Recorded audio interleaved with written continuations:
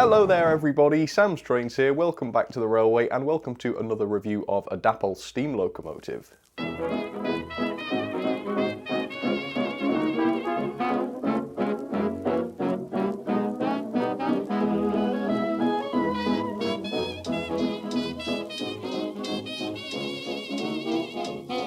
So today I have got a model for you which is really unusual. I've had this one for quite a few months now, since November. I bought this at Worley and I've been really looking forward to reviewing this one because as you might know, these are really unusual. So the model itself is this. It is the Model Rail Sentinel, which have been produced by Dapol, I believe. They're tiny little, I think they are considered tank engines, although of course they don't really resemble tank engines as we know them particularly.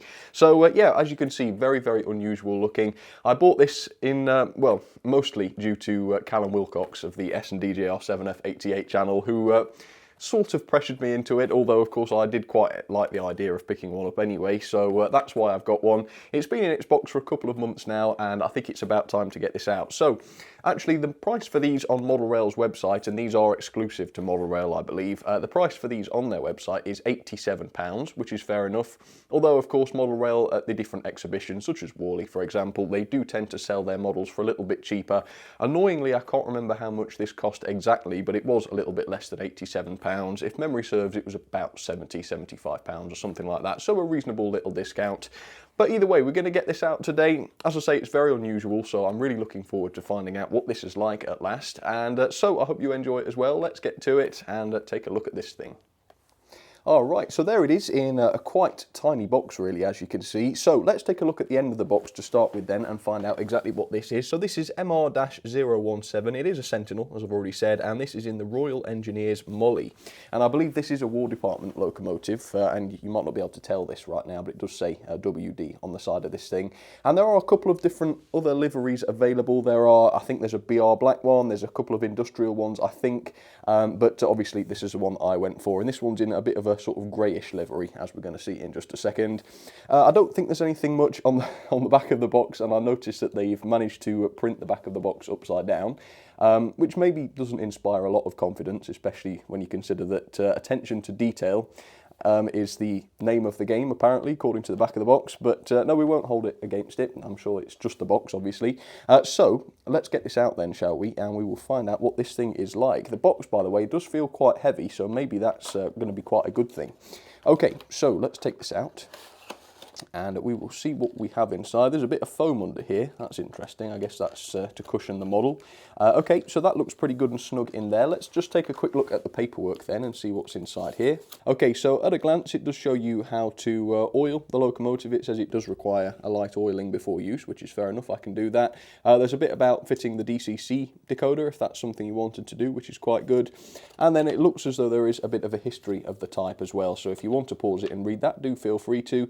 But I think we'll get onto this for now and have a quick look at the model, and then I'll give you a little bit of history in just a second. So there we go. Yep, that seems like a pretty good little booklet, doesn't it? Sort of covers everything by the looks of it, at least, having had a very quick look. Okay, so let's get this out then and see what this is like. So this front panel just comes off, it looks like, and I'm assuming this just comes apart like most packaging does. Whoa, okay.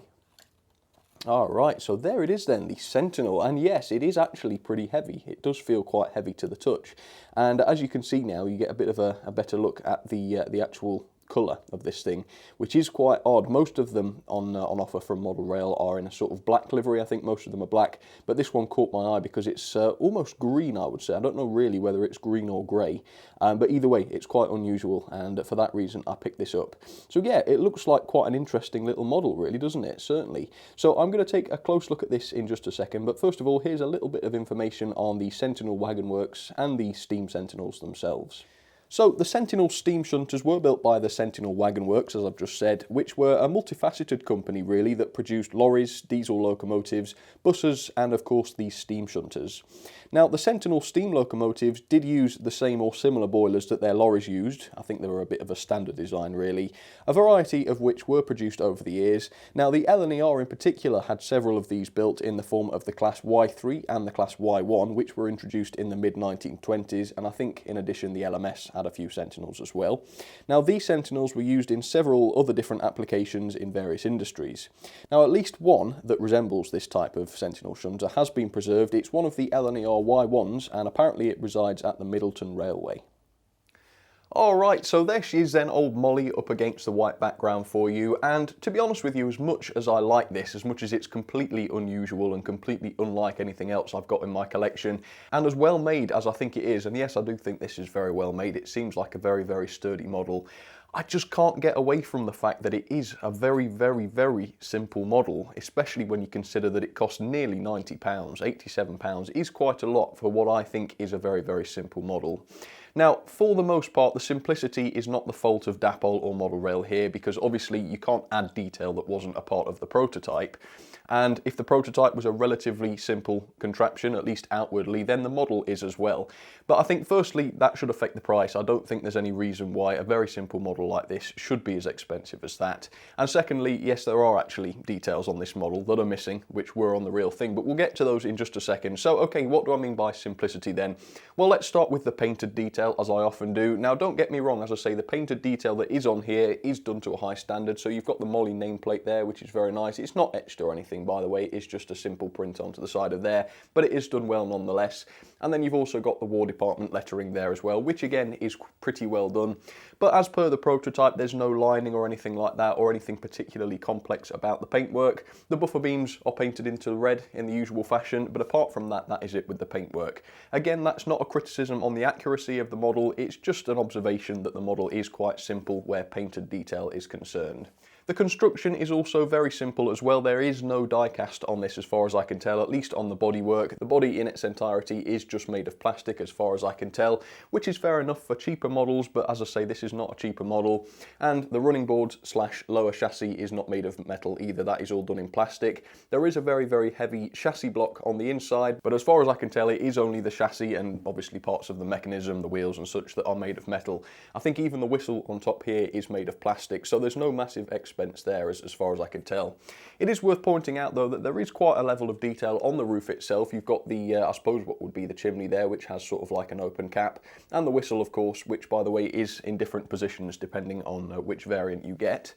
You do have the separately fitted glazed windows as you can see here around the cab, but quite disappointingly there is no interior. Now presumably in real life there would have been some sort of interior inside these, but sadly that has not been represented inside the model, and in fact through the windows not only is there no interior, but you can see large resistors and you can see the blanking plate there for the DCC decoder, and if you fitted a DCC decoder there'd be even more to see inside there. So in terms of realism, that does spoil the illusion quite a lot, and once again for an expensive model I don't think that is that's not really on, is it really? And also, with that in mind, the buffers, they are not sprung either. Obviously, sprung buffers is absolutely fine. As I always say, I don't mind seeing models without sprung buffers, but the price needs to reflect that, and I think nearly £90 for this is taking the mickey a little bit, isn't it? Especially for, such as I say, such a simple model. We do, however, have at least a relatively realistic pair of coal bunkers there, and as you can see, the water tank in the centre there is quite realistic. It's got that panelling effect on the top there. And we do have a couple of separately fitted parts, don't get me wrong. We have these handrails on the side which are nice and fine, and I suppose they're probably one of the most complex details on the model, which says quite a lot. You do have the lamp irons at each end as well, as you can see, which do appear to be separately fitted, and there are small parts like the ladders and things, and the underframe at least is relatively complex. But apart from that, there is not an awful lot of complex separately fitted detail. There's certainly not an array of pipe work and that sort of thing, which you would expect from a model of this price tag. And apart from that, you know, I think we've basically reached the end. That's basically all there is. I think the major issue really is the lack of interior. I think that was a real opportunity to make a wow for this model. You know, it would have been amazing to see an interior inside there, and also not unreasonable, I don't think, as I say, given the price. So what I've decided to do, just to sort of demonstrate my argument that this is a little bit overpriced, I've decided to have a look through my collection and find other models that cost the same or similar. So the most recent one I can find is the Oxford N7, which in fact cost exactly the same that Model Rail are selling this for. You can see just how much larger it is. And in fact, everything about the N7 is more complex. There's an awful lot more die-cast. In fact, the majority of the model is made of die-cast. The paint job is very, very complex. There's so many separately fitted details. It's got sprung buffers. It's got a detailed cab. The list goes on and on and on. And it's exactly the same price. Hattons are selling those for £87. For £90, you can get the Hornby Peckett. As you can see, it's similar sort of size. Let's bring this in. Similar sort of size, though of course the paintwork is much more complex. There's so many more separately fitted parts, including pipework. It has got an interior cab, and once again the entire, well, most of the model, I would say the vast majority of it, is made of die cast, whereas on this Sentinel we're only getting plastic. Also, the new Hornby Terrier is £6 cheaper. It wasn't a perfect model if you've seen my review. However, it's a lot more complex, as you can see, both in terms of the construction and in terms of the paintwork. And there's an awful lot more die-cast on that as well. I mean, the list goes on. I mean, there's the Janus Shunter from Oxford Rail, which can be bought for £64. That's the lowest I can find at the moment from Hatton's. Again, there's a lot more separately fitted detail. There's a lot of die-cast on that. So yeah, as I'm saying, it's not a terrible model. I just think for £87 there's no room to be sparing expenses, and lack of sprung buffers and lack of an interior cab just says to me that there's not an awful lot of value for money going on here. Of course, I'm not a manufacturer, so I don't know the ins and outs of this, and perhaps the mechanism is quite a complex thing, so we'll get that tested in just a second. But as far as I can tell, yeah, it's just a tad on the disappointing side, isn't it? I think if this was £40 or £50, which is what I would consider reasonable for this, it would be okay. But yeah, very basic. And like I say, in some areas that simplicity is fine because it's prototypical, but in other areas, not so much. So a little bit disappointed on the detail there, but let's get this down onto the track and see how it runs. Alright, so there she is then, Molly down onto the railway, and I must say she looks beautifully unusual down there, doesn't she? So yeah, I wasn't massively impressed by the detail really. So really the fate of this model rests on whether or not she's a good performer, and I must say it's looking good. I've taken a look on the Model Rail website and it says it's got a 5-pole motor inside, which is quite interesting, and it also says it's got Dapol's Super Creep mechanism inside. Now I've never come across that term before, so that'll be interesting to experience that for the first time. Now if you remember when we looked at the instructions, it did say that the model required lubrication before the first run, and I have duly done that. I've put just a tiny little blob of oil onto each gear that was exposed. In fact, I can show you. It is a bit unusual that you've got exposed gears. Normally that's a bit of an issue, especially if you're running on carpet like I am, but then again, that's not the manufacturer's fault, is it? That's my fault. So yeah, there's a little dab of oil on those gears, but I have not run this yet. I've not tried it. This will be its first ever run. So I'm going to give this a try and see what it's like. But as I say, it's got a 5-pole motor. Oh, and also the pickups are quite unusual as well. They don't actually use traditional pickups. There's actually little metal plates here, conductive plates, presumably copper, that the axles actually fit into, and that's what does the picking up. So that is a bit unconventional. It does mean that there's a sort of plastic spacer on the axles in order to insulate the two wheels, which has been a bit of a disaster with split chassis models in the past, but I'm sure in the modern age will be okay. So let's give this a try then. Let's see what this Super Creep mechanism's like, shall we?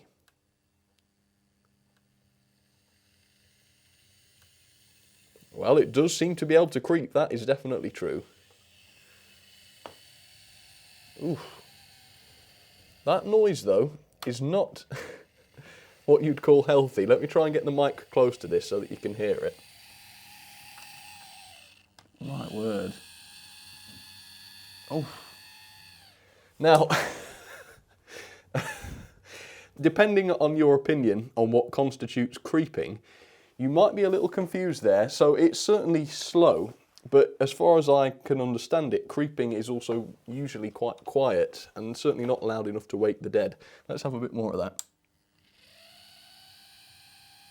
Oh my word, it sounds like something from hell.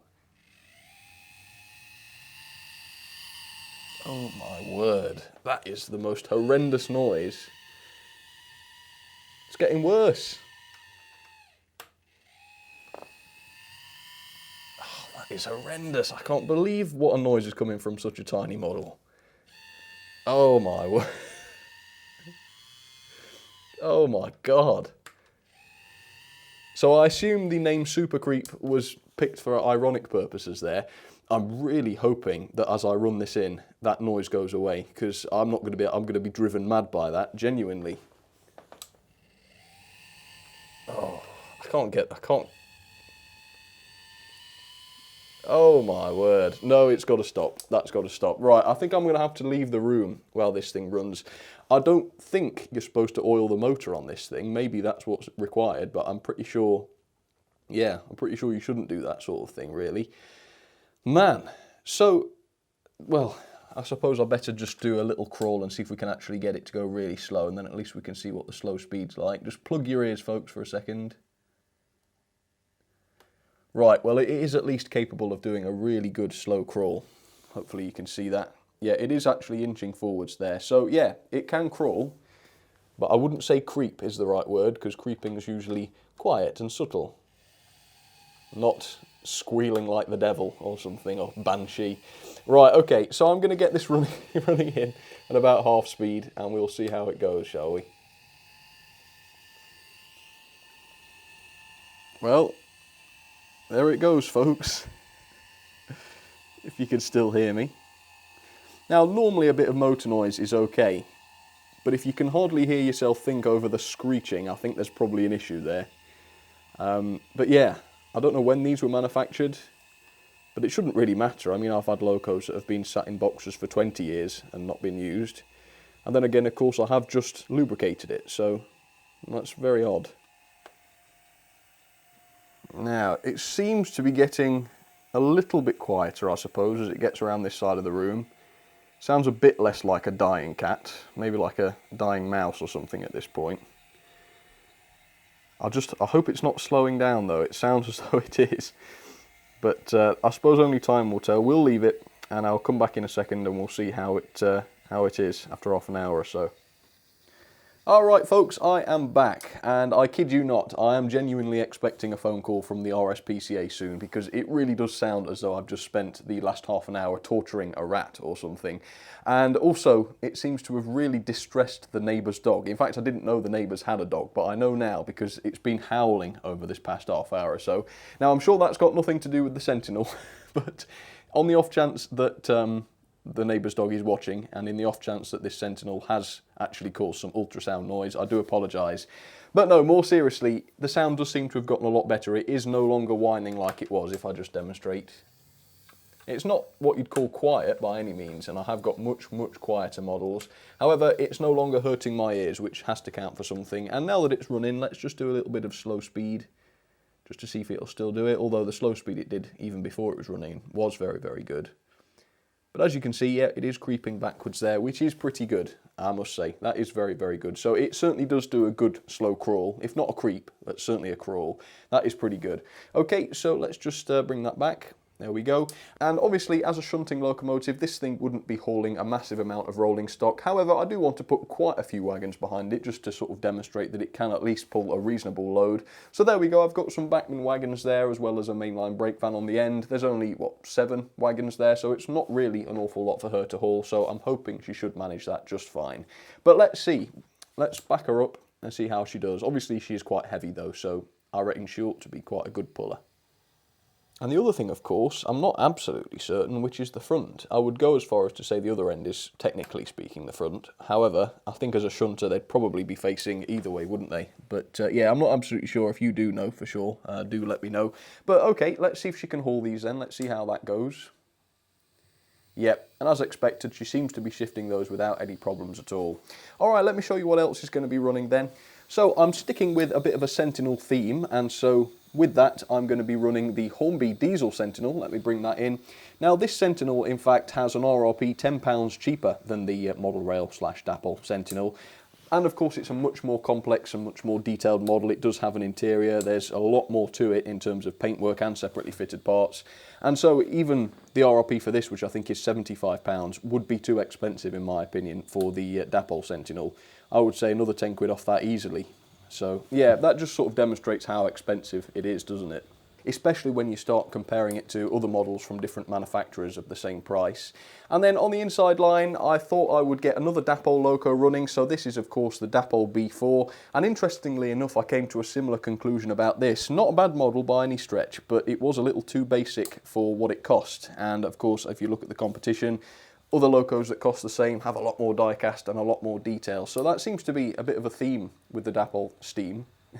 Pardon the rhyme, at least the ones I've looked at, but I think I will have to look at some more and see what those are like. I've heard great things about the Dapol diesels, by the way, so maybe I ought to try some of those and see what those are like. So it does at least seem to be a very good performer, and it's a good thing too, so I think the performance redeems the model very slightly. It at least runs very well, so if you're looking for a good runner, true it's much more expensive than other locomotives from different manufacturers, but at least it runs well. So it is fit for purpose in that sense, without a doubt. And the other thing, of course, is the fact that it's just cool. It's completely unlike anything else on my layout. In fact, you wouldn't know, if you knew nothing about them, you wouldn't know it was even a steam loco, would you? It just looks so alien and unusual. So for that, I must say, I do really, really like it. It's very cool. And this is one of those engines that you break out if you want to show somebody something unusual or something they might not have seen before. So for that, it certainly does get a thumbs up. It's certainly not all bad, and I must say I do enjoy seeing it running around. It's, as I say, very, very different and very, very unusual.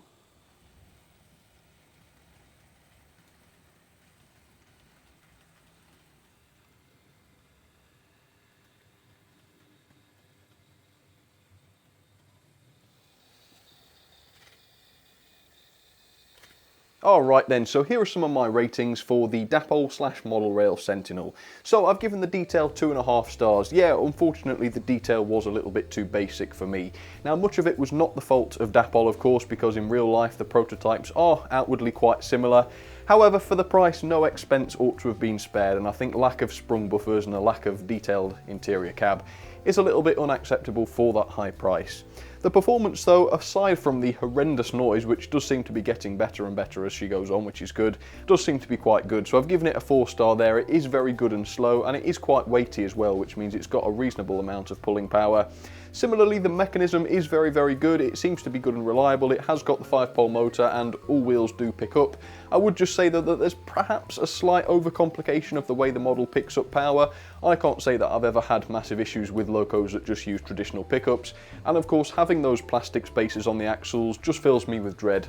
Probably unreasonably, because there's nothing wrong with this by any means. But certainly locomotives built similar to this in the past, i.e. the Bachmann split chassis locos, haven't lasted all that long. And there's several examples that come to mind. But certainly there's no major problem with the mechanism or the performance. It does seem to be very, very good, and that's, I would say, the strongest facet of the model. So that brings us on to quality then. So while the model might be pretty basic, I will at least say that the build quality seems very, very good. It is good and sturdy. Can't really fault it, to be honest. Nothing's dropped off it. I mean, there's not an awful lot to drop off it really, but I can't deny that the quality seems to be pretty good. Which brings us on to the value then. Now I have had to give this a 2-star because I just think, frankly, for the money you don't get an awful lot of model. And I think the old phrase comes back, it needed to either be better or cheaper. And by better I mean a bit more die-cast, particularly on the bodywork, sprung buffers perhaps, an interior painted cab would have been nice to see, or of course cheaper, I think more in line with other models of a similar detail level. As I say, the Hornby Sentinel comes to mind.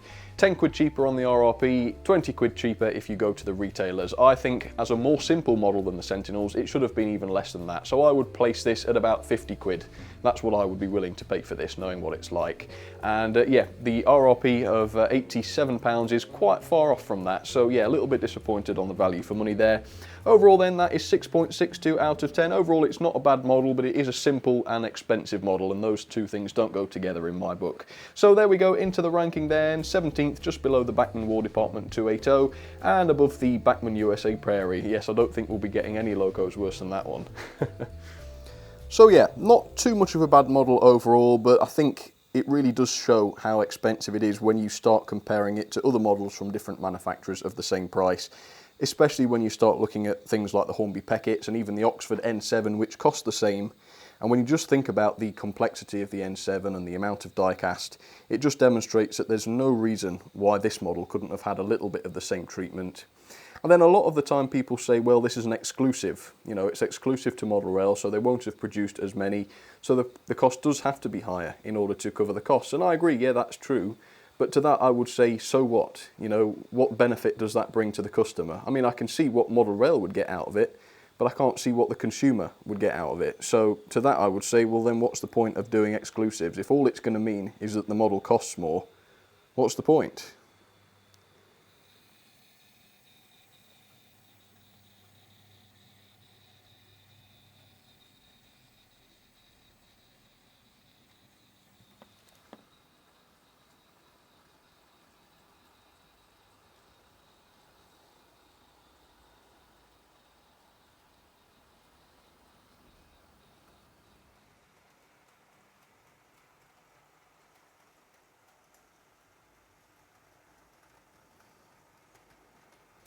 Well folks, quite obviously everything I've just said is purely just my opinion as a customer, and so if you feel differently, if you disagree with anything I've said, that is absolutely fine.